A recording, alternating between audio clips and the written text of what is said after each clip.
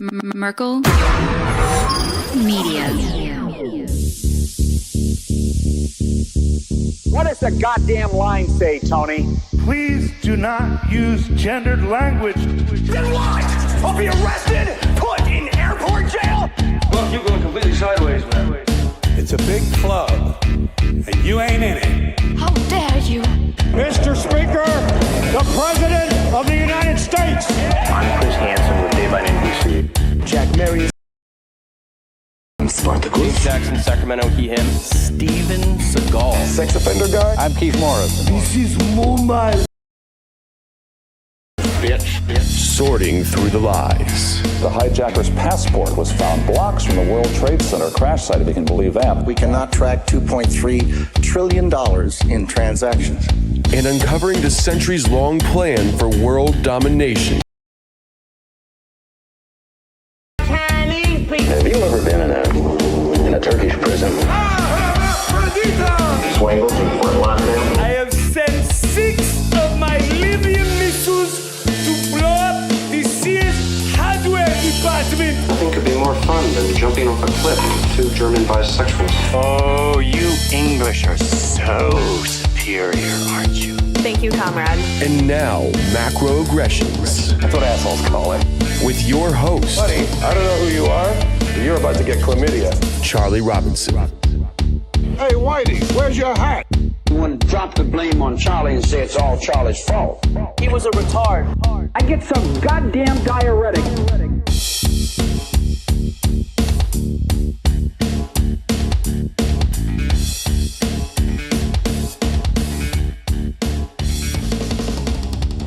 Welcome to Macroaggressions. I'm your host, Charlie Robinson. If you are watching us on Iconic, Rockfin, Odyssey, YouTube, or Band.video, or you're listening wherever podcasts are served, thanks so much. We appreciate your amazing and continued support.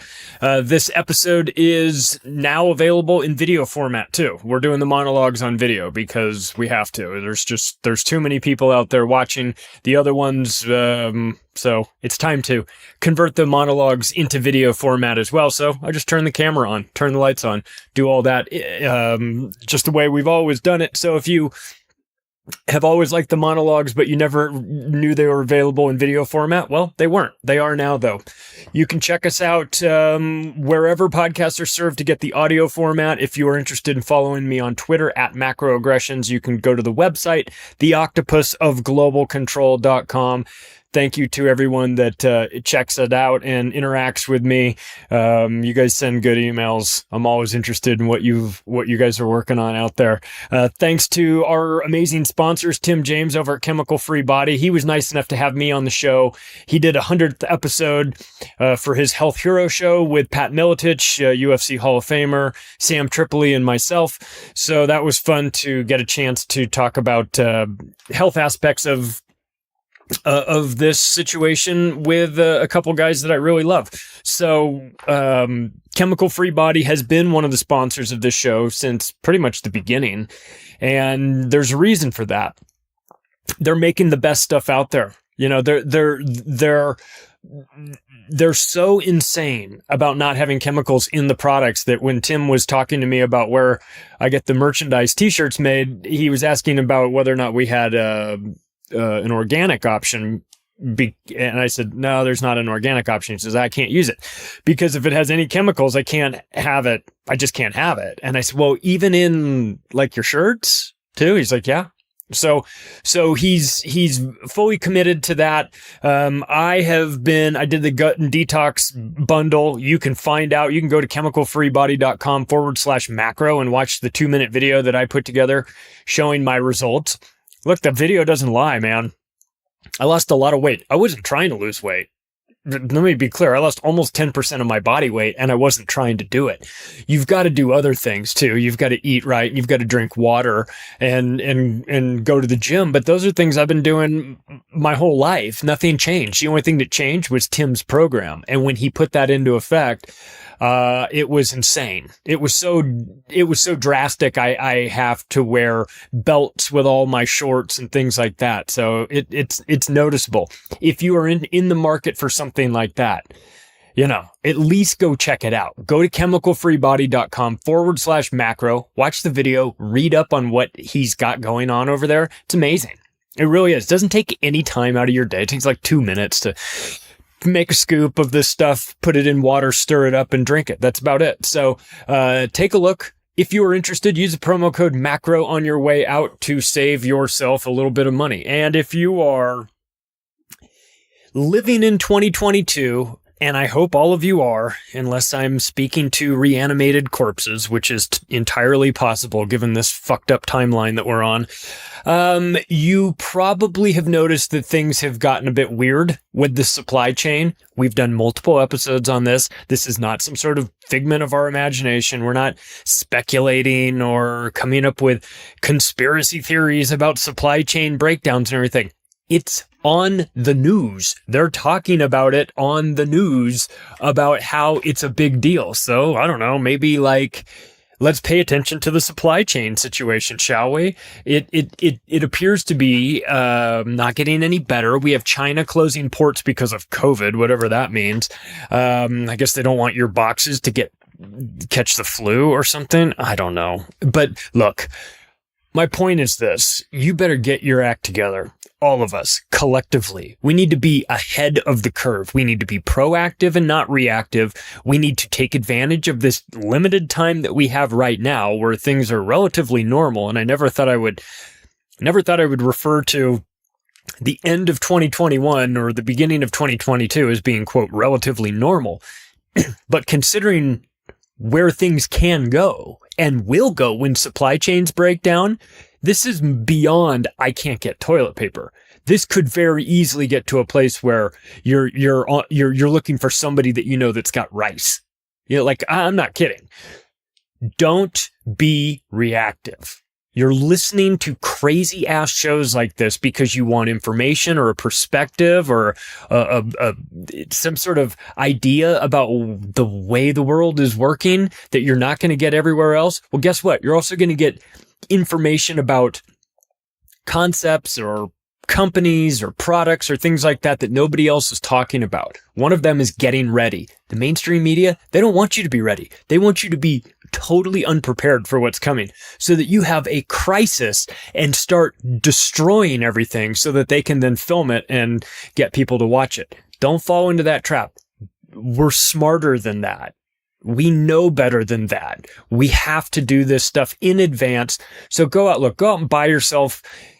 If you're not getting ready through my sponsor, which is My Patriot Supply at our website, Prepare with Macroaggressions, then just get ready somewhere else. I mean, I'm serious. I really want everybody to be taken care of. Not in a like rub it in your face kind of way. Like, haha, I got food today and you didn't. But, like I'm taking care of myself. I'm taking care of my family. I'm taking care of some of my close friends. I'm ahead of the curve. I know what's going on. Look, you can get through the link, you can get in and buy what they're calling survival coffee. I was like, what the fuck is survival coffee? Does it have medicine in it or something? Like, what is it? And it's like, no, it just lasts 25 years. So if it takes you a long time to go through a can of coffee, this might be the coffee for you. Or if you are looking to have coffee for the rest of your life, you might want to get over to preparewithmacroaggressions.com.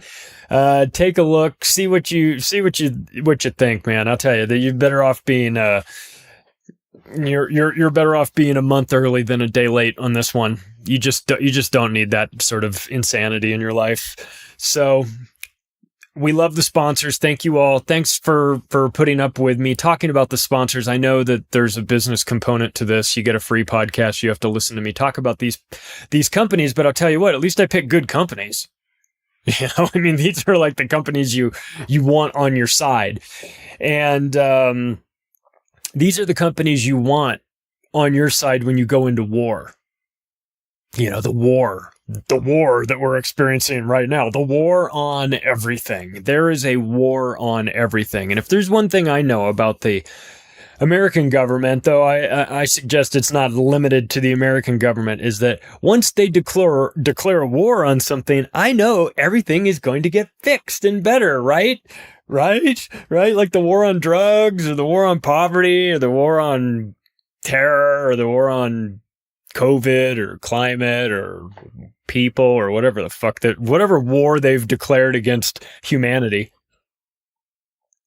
You just know that once the government gets involved, they're going to make things 100 times worse. That's what they do. So we have to kind of have an understanding about who these people are and what they do and how they do it and what they've done in the past, because understanding what they've done in the past will put us in a better position to have an idea of what they have in store for us in the future. It's not to say that it's going to be an exact replay of what happened in the past, but as an example of something like this, if you are familiar with the government's response to something like swine flu, like in the 70s when they had this crazy thing, if you knew what the government would do during that time of panic or whatever, then COVID really shouldn't have come as a surprise to you, because they use a lot of the same tactics. They use the same, the media creating fear. The only problem is it fizzled. It didn't do well.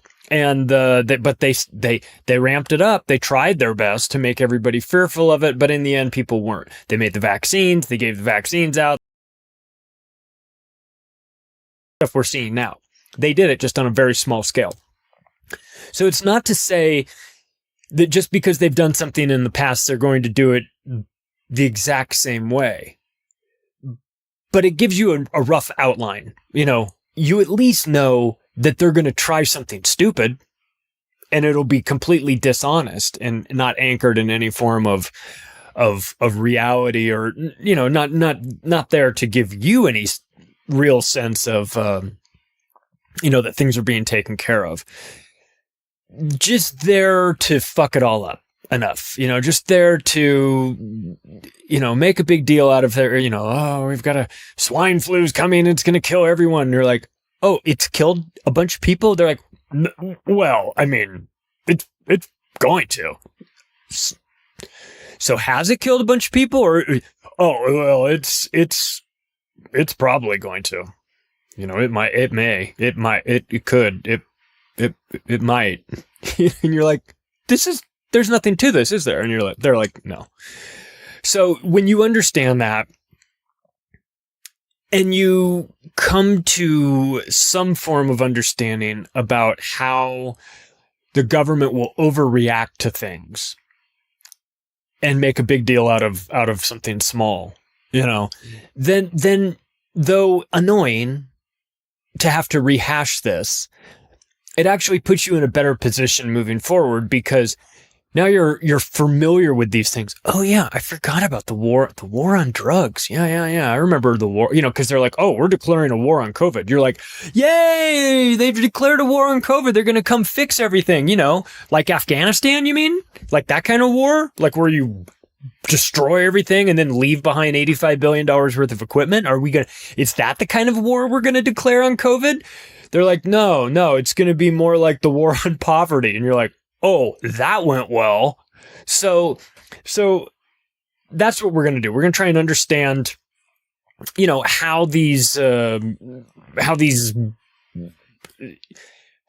wars, it's always war, right? Because when all you got is a hammer, every problem looks like a nail, as they say. And when you're America and you've got a good military, then every problem looks like a war field, a battlefield in which you need to declare war. And so we take these analogies, the war on something, and it gets sort of fed into the public lexicon, and the media does this by design. It's the war on AIDS, or the war on poverty, or the war on climate, or whatever it is. They put the war on in front of it. It's kind of like something gate, right? It used to be Watergate, and everyone's like, oh, now it's Clinton gate and everything. It's like, okay, yes, that's what they do. They take this terminology and use it on things that don't make any sense. Like the reason why Watergate was the term wasn't because it had anything to do with drinking water or a gate. It's that there was a Watergate hotel. It was the name of the hotel. So now everything's got gate at the end of it. Not because there's actually a gate. You understand? This is I'm going to put this is up there with the other sorts of things that we do in American society, at least, that are totally backwards. Things like when there's like, well, when you go to school, little boy, then you're going to learn the 3 R's: reading, writing, and arithmetic. And you're like, there's only 1 R there. You fucking morons. But then again, how absolutely fitting that in order to make the 3 R's correct, you have to misspell 2 of them. Yeah, it's kind of perfect. So we see this terminology. It's used over and over again. And a lot of times it is deliberate. The war on everything is the war on insert new boogeyman here is done by design. Psychological, trauma-based mind control. Now, it's not to say that we're all mind-controlled zombies at this point, though some of us are. It's just to say that they use trauma, a trauma-based version of mind control on everybody. It's just, is it effective on everybody? That's the question. And it's not, but they do that over and over again. They use certain terms like the war on this, because they want you to know a couple things. They want you to know we're really serious. We've declared a war on this. like more recent wars, they didn't get congressional approval for any of this stuff, whether it be the war in Iraq or the war in Afghanistan or the war in Syria or the war on COVID. So this is what they do. They use these terminologies. So let's start with one that everyone would recognize. A war that, I mean, I think you would all agree with me. This war has been really successful, and that is the war on drugs. Oh, and if by your definition of success, you mean that there's more drugs available now than there ever was back in the early 80s when this program started, well, then yes, it's been a tremendous success. Nancy Reagan told you just say no, which is hilarious. You could say no to drugs, but what fun would that be?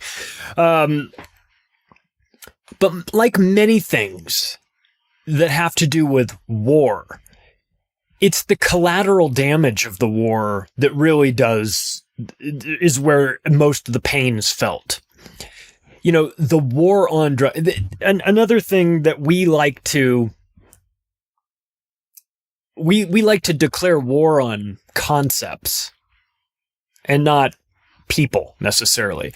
The war on drugs. What does the war on drugs really mean? I think what it really means is the criminalization of drugs and we're going to take this shit really seriously part of it. Because the war on drugs makes very little sense. The schedule, they've scheduled drugs, they've Schedule 1 drugs, no redeeming qualities of these Schedule 1 drugs. And they're like, Schedule 2 drugs are, well, yeah, maybe medicinal use and everything. You want to take a wild guess where marijuana is? Schedule 1. With no medicinal qualities, except for, the states in which it's medically legal. And the other states in which it's actually legal. Recreational use. My state, Colorado. I can go to the store. I can buy a 5-pack of joints and give them to Graham Hancock if I wanted to. You're welcome, Graham. It's preposterous that there are people sitting in prisons on long drug sentences for dealing weed. I mean, look, there's a conversation to be had, for sure, about drugs. And not all drugs are the same. Not all drugs are bad. If you go by the way the United States government has decided the scheduling of drugs, it makes no sense at all. So that's one way to classify it. I will say this in terms of my personal feelings on drugs. hard to just use the one catch-all word drugs to classify all of these, because we're talking recreational drugs, we're talking pharmaceutical drugs, we're talking about a variety of things, herbals, natural so-called, plants that are now defined as drug, cannabis defined as a drug, psilocybin mushrooms defined as a drug. They literally grow out in nature.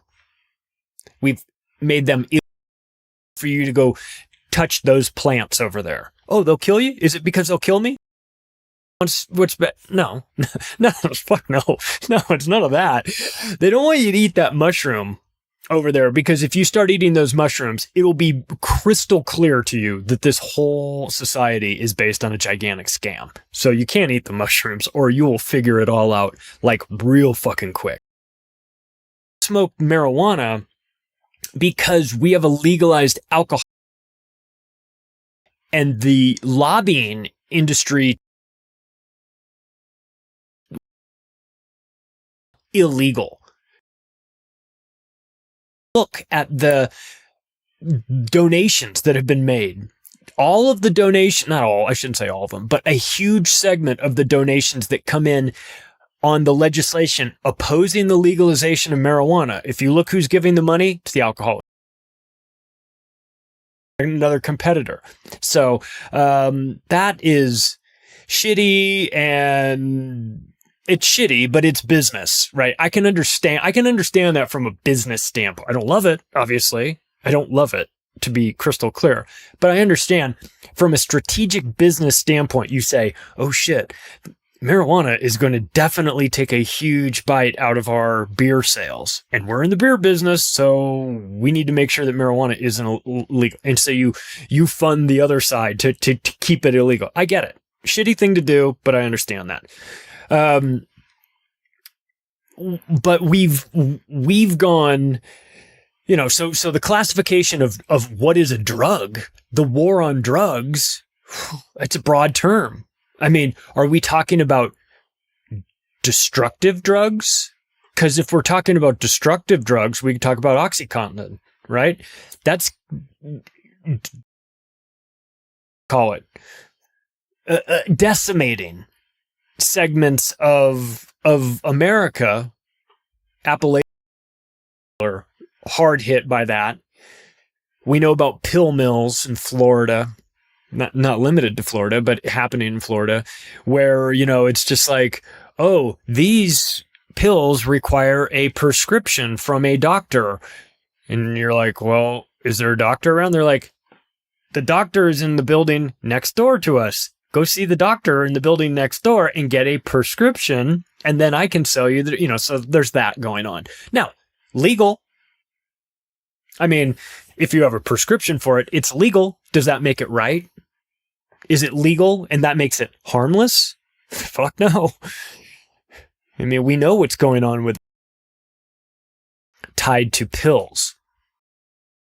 So the war on drugs was started in the 80s.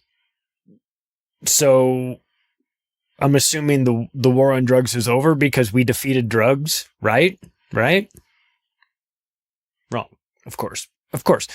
There's more drugs now than there ever were. There's more drugs available now and of exotic natures than there ever was before.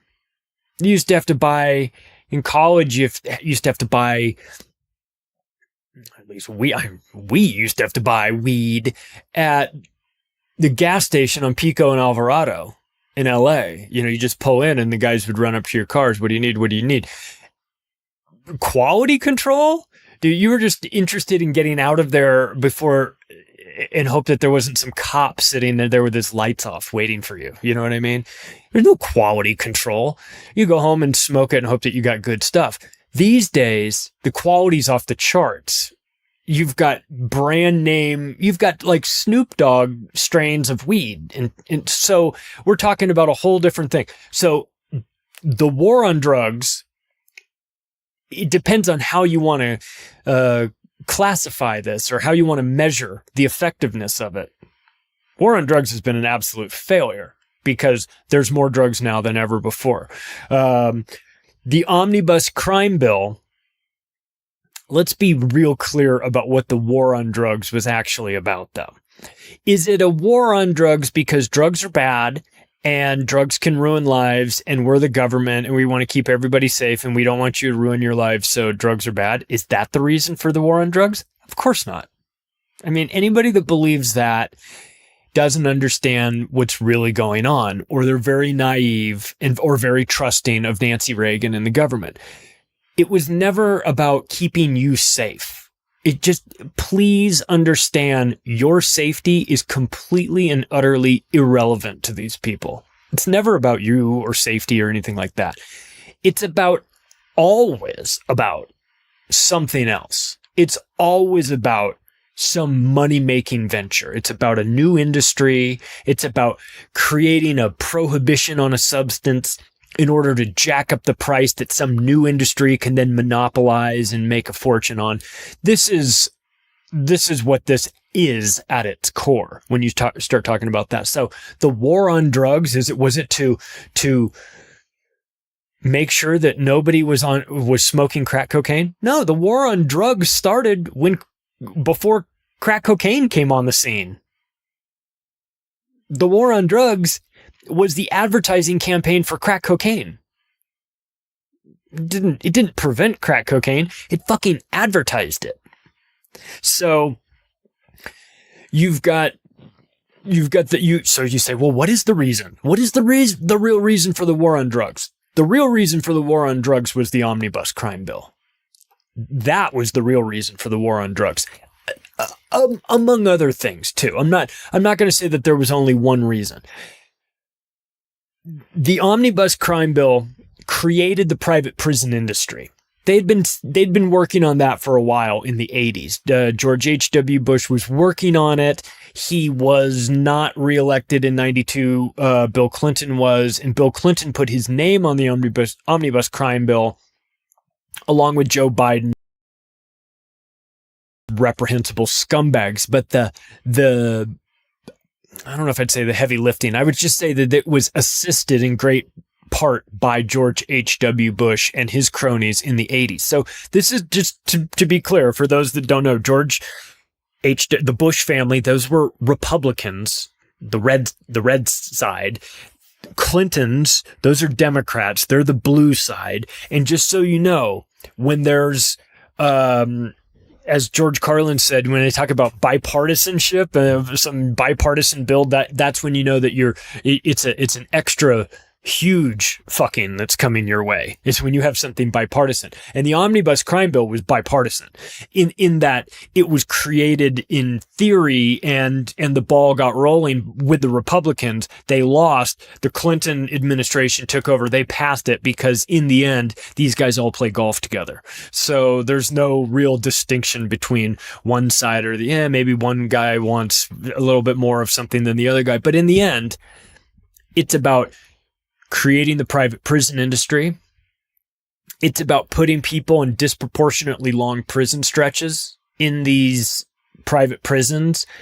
And it's about tilting the scales of justice in a way that doesn't benefit the black community, which is the reason why they disproportionately targeted the black community with crack cocaine. Those like conspiracy theories about the CIA funneling crack cocaine into the inner city. They're all true. They're true. That's exactly what was happening. It was by design. And you check the sentencing laws that were put into place after that, and you would get 5 times more amount of duration on your sentence if you had rock cocaine, which was considered to be a black drug, as opposed to powdered cocaine, a white drug. Super messed up. But this is the reality of this situation. So that's how the war on drugs sort of started, and that's the reason why it started. This idea that the government cares so much about you that they're looking out for you. Please.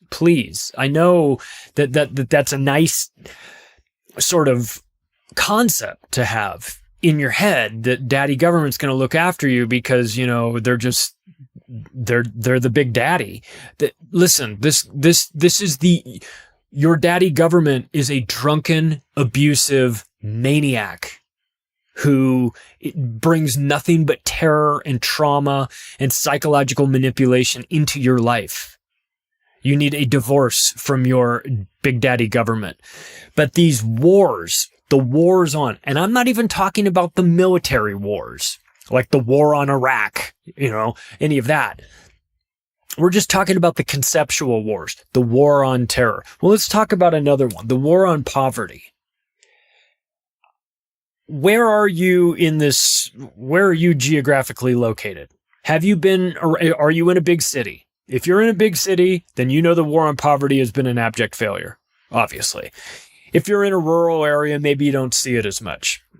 But as someone like me who lived in, I grew up a couple hours outside of Los Angeles, but went to school there, went to high school near there, went to college in downtown Los Angeles. I saw the poverty there everywhere. It's part of the big city. You've got millionaires and you've got people that shit on the sidewalk. Okay. And in San Francisco, that's all you've got, it seems like. But you've got a wide diversity of people in all these big cities. But what you're seeing recently is that the segment of society, the impoverished, the people that are sleeping rough, outside, homeless people.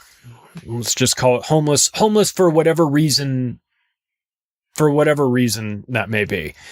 Could be their own fault, could be out of their control, could be mental illness, could be drug addiction, whatever. But the war on poverty has been a failure. If the objective of the war on poverty was to make sure that there wasn't any more poverty. Now, I know it's tempting to, I think the temptation is to assume that when they say the war on X is a war in order to make sure that X goes away, that's our assumption. We're assuming that. They never said they were going to fix poverty. They just said they were going to declare a war on it. And what happens when you declare a war on something? Well, in America, what happens is that you get a lot of money to go fight this war. And if it's a serious enough war, you get no questions asked when you demand this money to go fight this war.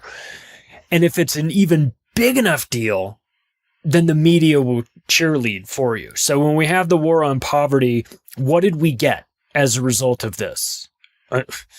We didn't get poverty fixed. We know that. I mean, that's going to be implied throughout this whole episode. The war on X equals X being a much bigger problem than pre-war. So none of these wars on anything are fixing the anything. They're just adding to it. The war on poverty created the welfare state. Now, I'm a compassionate, decent human being, and I don't like the idea of people being hungry or having to live outside. And I want people that need help to get help. That is, I think, kind of the bare minimum of being a human being. I think that's not asking for much for people to have compassion and feel this way. But I also recognize that not everybody feels this way.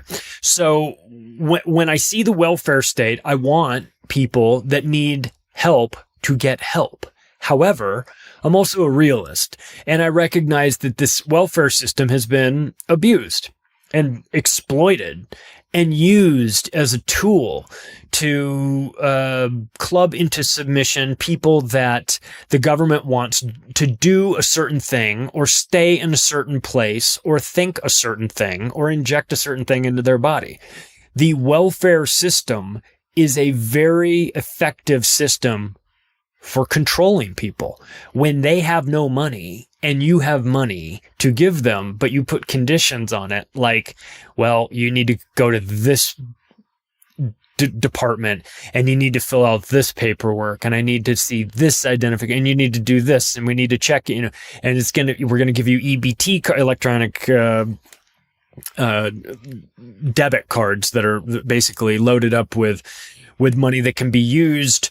It used to be food stamps, which was like a check, but it looked like if you're really old and you remember going to Disneyland back when they had like the e-ticket rides and stuff like that, it looked like it was like a packet of tickets, and you would pull out, there were different colors, and this would be good for certain valuations, and you couldn't use it for alcohol, and you couldn't use it for tobacco, and you couldn't use it for some things. But they created this welfare state based on that. Now, again, I think that the people that are starving and hungry and need food should have access to food, but let's not kid ourselves. The government wants you dependent on them, because if you're dependent on them, then they can control you. It's like, this is not a difficult concept to understand. Where it is difficult to understand is that we would never think of doing this to people. We would never think of saying, well, I'll give you a hamburger, but you're going to owe me, and I'm going to follow you around until you pay me back. So like the way the state gets involved in this is disgusting.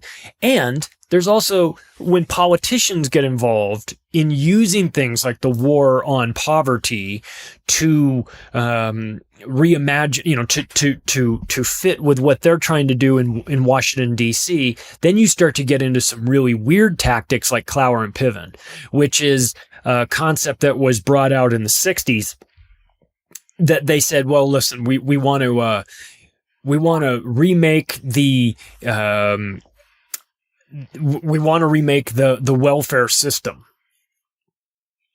but we can't. The only way we can truly remake the welfare system is if we get everybody on it, and then we break it, and then we'll get to fix it. Strategy was go around and tell everybody to get on unemployment, get on welfare, get on government subsidies and things like that. And then it'll overwhelm the system. They'll freak out. The government will freak out and go, we can't handle this anymore. It's bigger than what we ever thought. And then these people, these politicians that are putting this Clower and Piven guys, they were going to come in and say, no. All right, well, here, we'll offer you the solution to your problem, the problem that we created. So they use problem, reaction, solution on themselves in politics too. It's not limited to that. Decimate the Native American population. After we stole their land, we're going to give them free places to live, and it's going to be, there's no taxes, and you'll be able to do this. And ask somebody that lives on an Indian reservation how that's working out for them. It's not good, with the free land and everything, and the no taxes.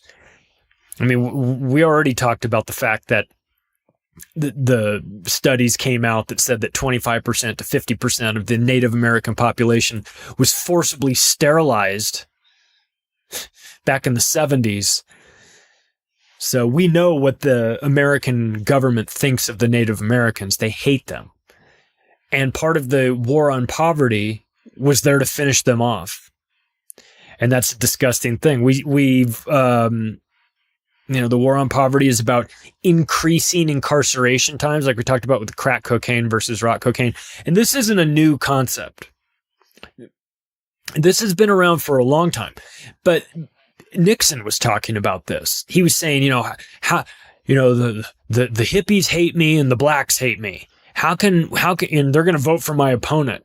How can we demonize black so that they can't vote anymore, because I know they're going to vote for my opponent. Well, let's crack down hippies and heroin blacks. Late 60s, this was like a thing, and criminalize that, and then we'll just put all these people in prison. Can't vote. Problem solved. So just understand that this is the level of thinking that these people have. They're not trying to get you off of drugs or get you to not be impoverished or anything like that. They're strategizing about how they can put a huge percentage of people in prison so that they can never vote for this person again. They don't give a shit that they've ruined this guy's life.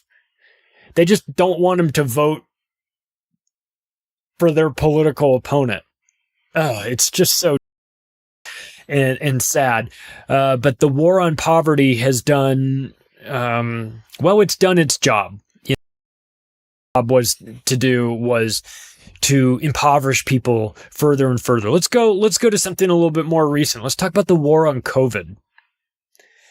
I mean, what a success, right?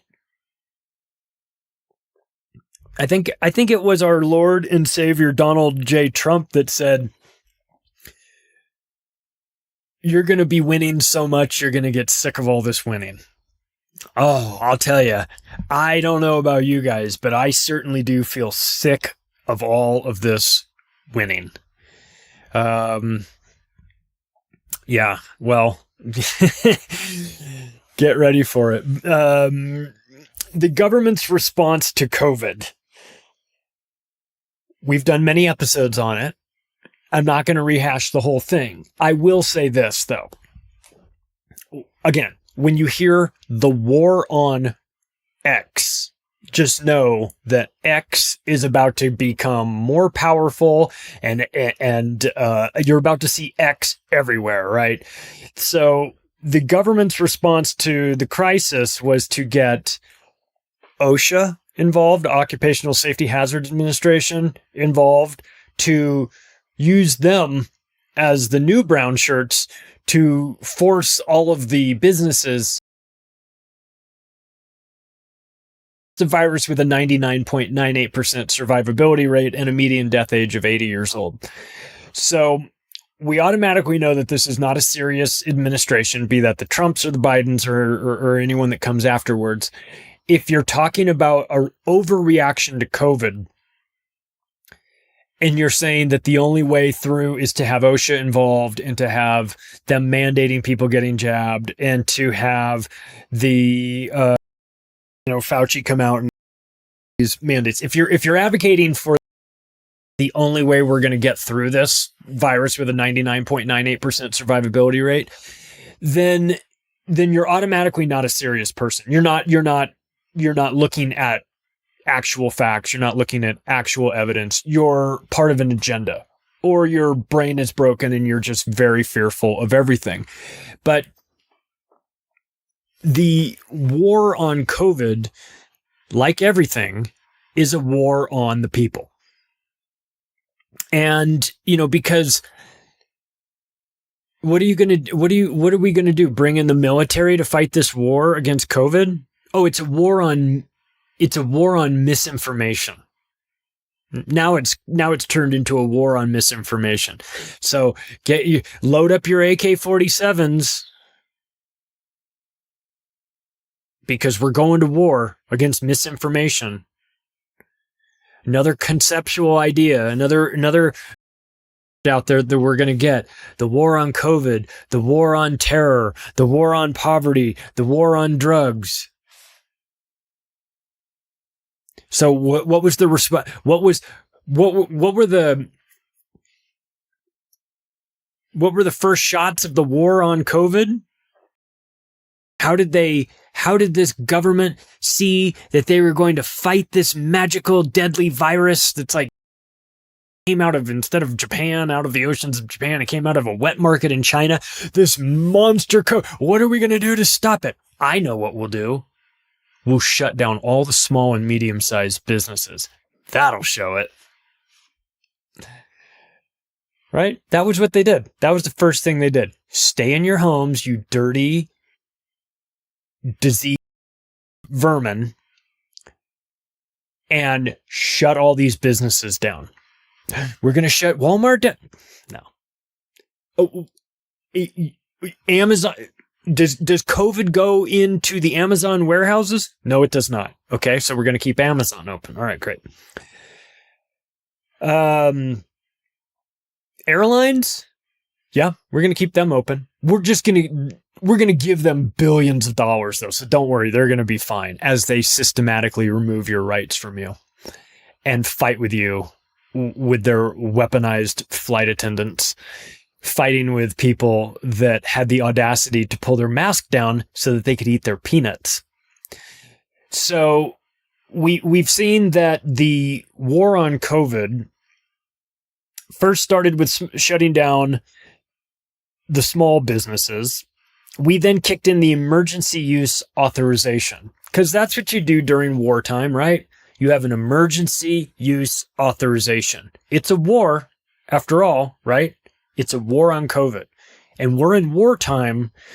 When you're in wartime, man, you have to put your own needs aside. You have to do what's best for the benefit of the group. We don't have enough, back in the World War I and World War II, we didn't have enough materials. So you couldn't do this. We had to allocate all of the rubber had to be used for tires that were going on our military vehicles instead of the tires that were going on your vehicles. And we had all the men were out fighting, so the women were in the workforce, Rosie the Ratcheter, and we can do it and all that shit.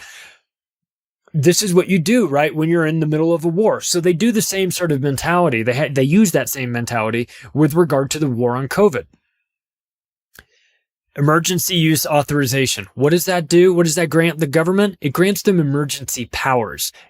And if there's one thing we know about the American government, though it's not limited to them, when they get emergency powers, they're going to use them. And they're never going to give them back. So, we plotted out the strategy of how, the big table with the battlefield maps and everything. And you plotted it, you laid out, you unroll that map. It's a very dramatic scene, right? It's like World War II and Hitler and everyone, we're all around this maps and we're looking at the strategy and everything. Like, okay, what do we do? What's the first step in this war on terror? And they're like, I know what we're going to do. First thing we're going to do, we're going to remove everybody's rights. You have to wear masks. You have to stay in your homes. Your HIPAA is dead. The push to, the secrets.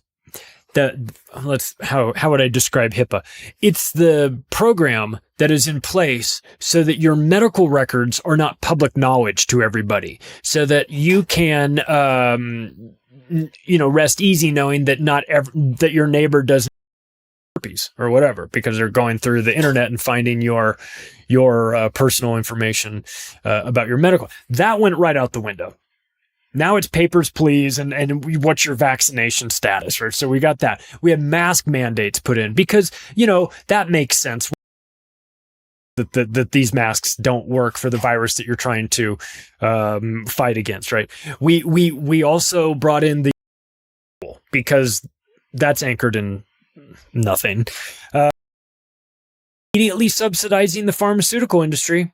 I mean, they got billions. And I'm talking thousands and thousands of millions of dollars for free Well, they got it in the form of money that they could use for research and development. They could use it to line the pockets of their CEOs. They could use it for stock buybacks and everything. But they also got and we could call those hard dollars as opposed to soft dollars, which would be billions of dollars worth of free marketing that is coming from the mainstream media at no cost to the entire pharmaceutical industry in general, and the companies that are making these rush to market experimental gene therapies in particular. So they had all of their R&D costs covered, marketing costs covered. Not that they needed marketing costs anymore, because there's a mandate.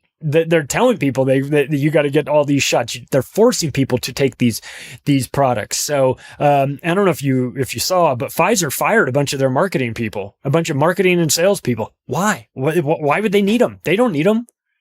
There's no need for that. You've built in a program where you have mandated it so that people need to buy your product. You don't need a sales team when you've got that. The ABC News and CNN is your sales team. So we saw that come in. We saw the push for contact. All about safety.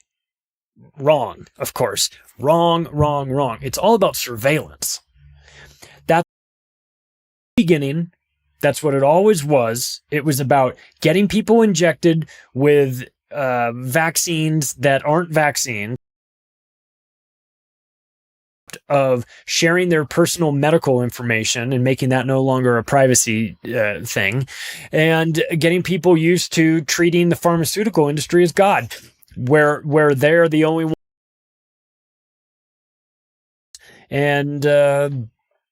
And you're not allowed to challenge it. So we got a good taste of what happens when the government declares a war on something. You get bought science and you get captured regulatory agencies. You know, that's what you get. So, you know, we really shouldn't act so surprised with this, because when the government gets involved in declaring these wars on inanimate objects or concepts, it's a cover story. It's clearly always the same thing happening. We're going to tell the public that we're fighting this big imaginary war against a concept while systematically using that as the excuse to profit, to prop up the people that put politicians in office, to prop up the industries that finance their campaigns, and to make sure that more than anything, to make sure that the people always feel scared. Because as long as people feel scared, they're willing to do all kinds of things. They're willing to give up their rights. They're willing to look the other way. They're willing to get involved in the identification of the others. They're willing to do that as long as it makes them feel like I'm not scared anymore. I'm less scared than I was before. Yeah, I'll wear 8 masks. I don't care. So that's the war on COVID. We don't even really need much of a refresher on that because we know about it. Let's talk about the war on terror. The war on terror, or more appropriately called the war of terror, because that's really what this is. Afghanistan, Iraq wars, hard to get a real accurate number on the amount of money that has been spent on these wars, because though it's easy to track in terms of the hard dollars spent on things like trucks and bombs and whatnot, or to take a look at the military's budgets and calculate that. It is obviously more difficult to quantify the sort of damage that doesn't have a dollar sign attached to it. What that does, reputational damage, the damage to people, the damage to generations of people, the fact that we use depleted uranium in Fallujah. I mean, it's unforgivable what we've done. So the number I've got is about $7 trillion for these wars. We put the wars on our credit card, i.e. the Federal Reserve. We just conjured money out of thin air, which does a couple things. It perpetuates the debt bubble machine. It devalues all existing units of currency that are in existence and makes them all worth less because of this money printing. We spend billions and billions and trillions of dollars destroying other parts of the world while we don't fix our own problems here at home, be they infrastructure related or educational or otherwise. So the war on terror is a war on humanity. And it's being waged by people that are, by definition, terrorists. I'm talking about the United States government. I'm talking about monarchy of Saudi Arabia. One of the largest terrorist organizations. Fuck. You think Al-Qaeda can't hold a candle to the sort of terrorist operations and the NATO, NATO bases. Destructive, and what did we get? I know what happened in Iraq. Well, I'll never fully know what happened in Iraq. Let me clarify that. We think we know what happened in Iraq and Afghanistan.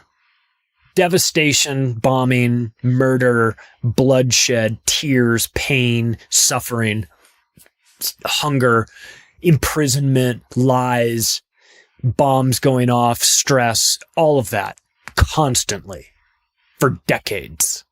That's us. That's what America does. We export that shit to other countries.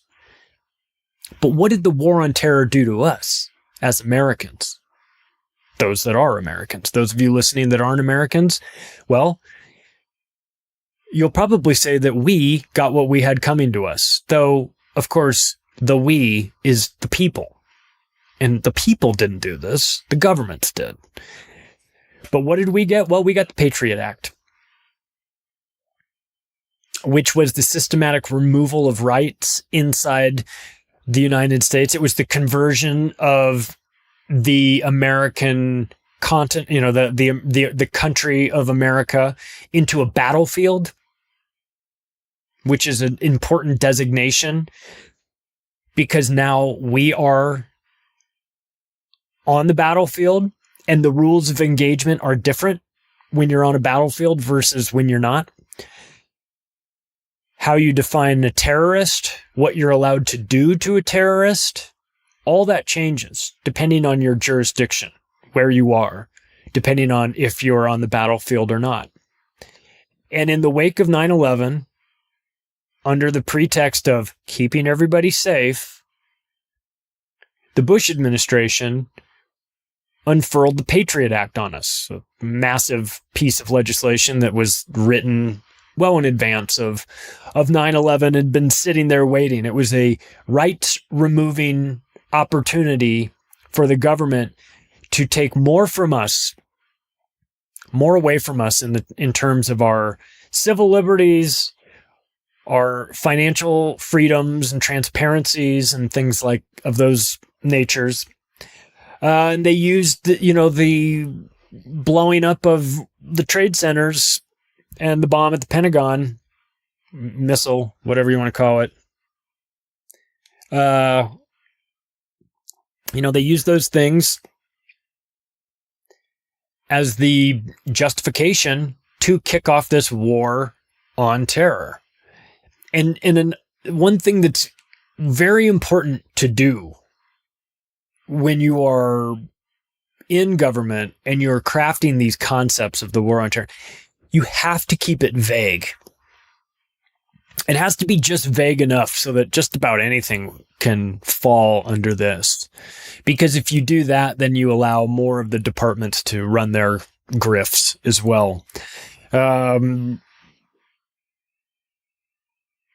We saw in the war on terror, sometimes you get your wars get intertwined, where you have the war on terror on this side and you've got the war on drugs on the other side. And then they meet in the poppy fields of Afghanistan, where you've got American troops guarding Taliban-controlled poppy farms, where that is being converted into opium, that's being converted later in the refining process into heroin, and it's being sent back to America. Where have we seen this before? I wonder if there was ever another war in which things happened in the Golden Triangle, Vietnam, same shit, different decade. So you create chaos in a region that you need the resources from that region. You create chaos, send your troops in there to fight the war, then send the CIA in there to run the drugs out of it, or the resources. I mean, look, in this case, in the Golden Triangle and of Vietnam and Cambodia and Laos and in that area, we were talking about drugs. In Afghanistan, you're talking about drugs. It can very well be lithium. Whatever makes money, whatever is scarce, and whatever is found in these faraway places, they will create the justification for an invasion. And then they will do something, if they want to take it to the next level, create a concept like the war on terror. It's never No, they don't. As Orwell says, the war is not meant to be won; it's meant to be continuous, and that's where we are. We've got Al Qaeda, registered trademark in the same category as Black Lives Matter registered trademark. Real people; these are government-controlled operations that aren't what they're meant to be. We've got, we had a 20-year adventure in Afghanistan, which I still am convinced is not over. Maybe the troops, maybe the uniformed troops are out, but the special forces and all the leave behind teams are still operating there. There's too many resources in that country for them to fully walk. Geographically, it's too strategic, and but 20 years there. We destroyed the region. That's what we do. We create a war on everything. And if you're sitting on something, a resource that we want, you better watch out, because you're just about to become the next terrorist. That's how these things work. What about the war on climate? Again, with these abstract concepts, I'm going to declare a war on climate. Good luck with that. What sort of weapons are you going to need? Well, I'm going to need lots of bullshit. And that's for sure. If you're going to declare a war on climate change, you're going to need the media, and you're going to need bot politicians, and you're going to need a lot of lying. And money. Don't forget about money. You're always going to need more money. This hasn't even really gotten started yet. But just wait until this war on climate really kicks off, because it's going to be, you're going to see things that are very reminiscent of COVID. It's going to be COVID times 100. You're going to start to hear ideas thrown around. Insane ideas. We're already starting to hear them. Ideas that should rightly be mocked or never even make it onto your news or into the magazines or newspapers or online articles, but you're going to start seeing them. Things like, why don't we eat insects? Here's 8 reasons why eating insects is actually a good thing to do. Brought to you by the United Nations. Meat is so bad for the environment. Here's 14 different ways to use soy-based meat to spice up your next barbecue. Teen Cosmo, Teen Vogue, whatever that magazine is, it's always putting the crazy shit in there. This is it. This is what you're going to start getting. We've talked about ESGs. We've talked about carbon taxes. It's all part of this. The war on climate is going to bring back some of the greatest hits, like the war on terror and the war on poverty and the war on drugs. Expect there to be more climate, I guess. I don't know. More of whatever they're trying to prevent. It's a war on the climate. Oh, are we winning? Whose side are we on? I'm on climate side. I'm on whatever side the United States military is on, I'm on the other side. So in this case, I guess I'm global warming. I don't know. It's not warming to climate change, right? Because the temperatures they went all in on global warming, and then all these scientists are like, actually, it's cooling, and they're like, fuck. Climate change. There you go. Now we're covered both directions, right? Get ready for it. Smart cities, climate lockdowns. Climate lockdowns are coming. I hate to be the bearer of bad news, but because people so willingly went into their little holes and watched Netflix and didn't come out for a couple weeks until they saw their shadow, or didn't see it until when you come out, and if you see Fauci's shadow that there's 6 more weeks of COVID, I forget how it all works, but you'll live in the pods, you'll eat the bugs, all that stuff is coming.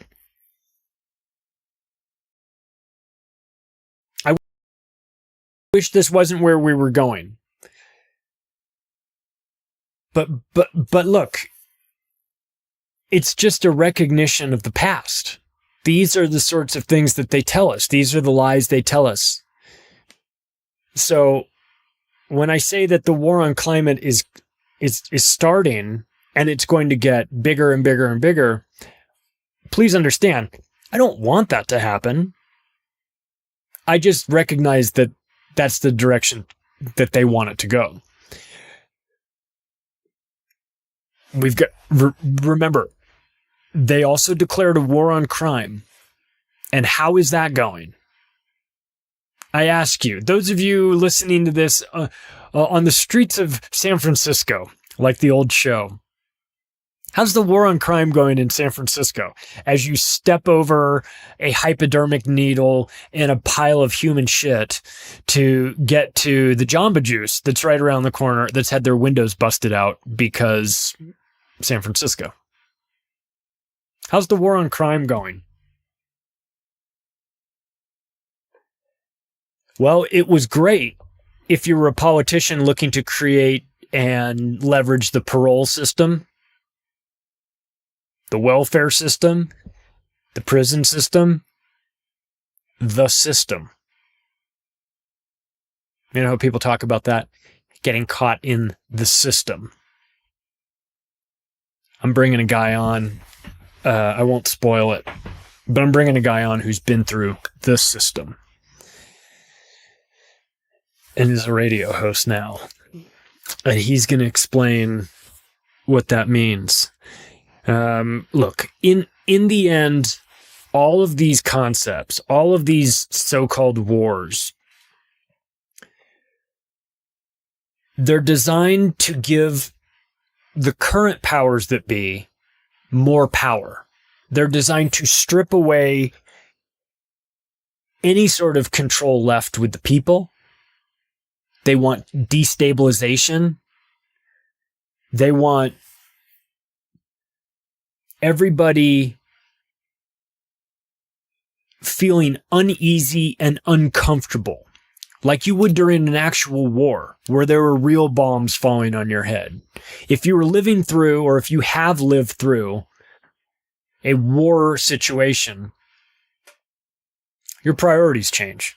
Things that were important before the war aren't important during the war, and change again after the war. If they can keep us down, fighting all of these wars on concepts,